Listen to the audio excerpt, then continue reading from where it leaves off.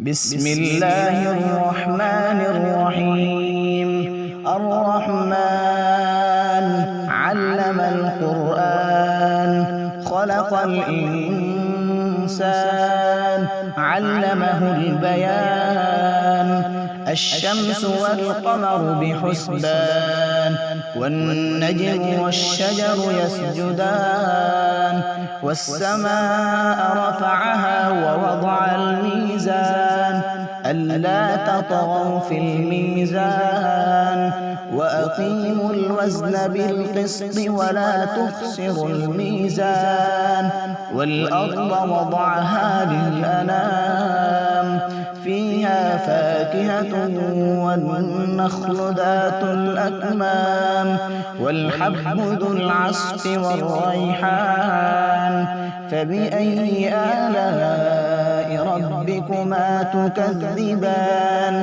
خلق الإنسان من صلصال كالفخار، وخلق الجان من مارج من نار. فبأي آلاء ربكما تكذبان؟ رب المشرقين ورب المغربين. فبأي آلاء ربكما تكذبان؟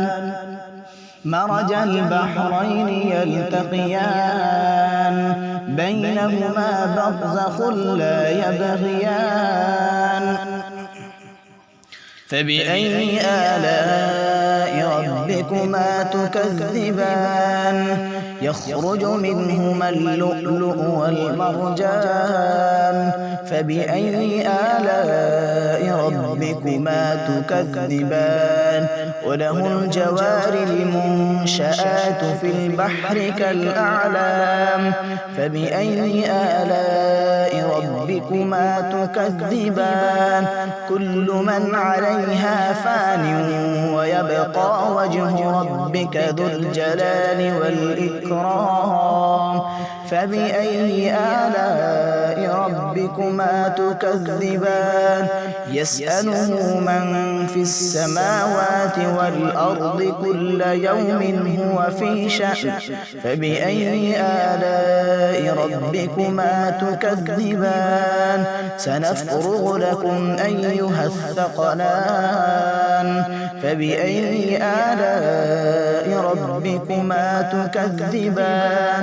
يا معشر الجن والإنس إن استطعتم أن تنفذوا من أقطار السماوات والأرض فانفذوا، لا تنفذون إلا بسلطان. فبأي آلاء ربكما تكذبان؟ يرسل عليكما شواظ من نار ونحاس فلا تنتصران. فبأي آلاء ربكما تكذبان؟ فإذا انشقت السماء فكانت وردة كالدهان. فبأي آلاء ربكما تكذبان؟ فيومئذ لا يسأل عن ذنبه إنس ولا جان. فبأي آلاء ربكما تكذبان؟ يعرف المجرمون بسيماهم فيؤخذ بالنواصي والأقدام. فبأي آلاء ربكما تكذبان؟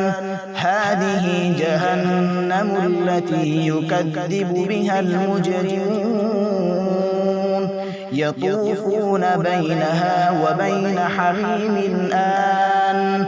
فبأي آلاء ربكما تكذبان ولمن خاف مقام ربه جنتان فبأي آلاء ربكما تكذبان ذواتا أفنان فبأي آلاء ربكما تكذبان فيهما عينان تجريان فبأي آلاء ربكما تكذبان فيهما من كل فاكهة زوجان فبأي آلاء ربكما تكذبان متكئين على فرش بطائنها من استبرق وجنى الجنتين دان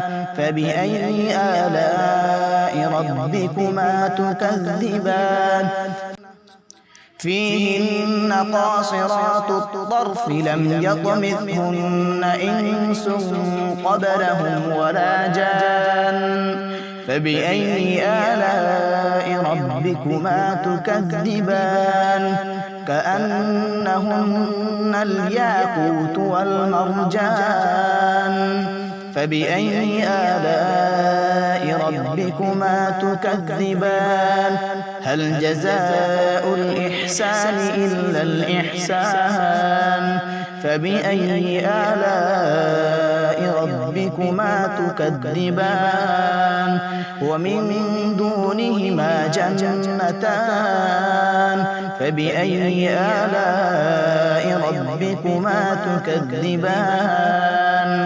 مدهامتان فبأي آلاء ربكما تكذبان فيهما عينان نضاختان فبأي آلاء ربكما تكذبان فيهما فاكهة ونخل ورمان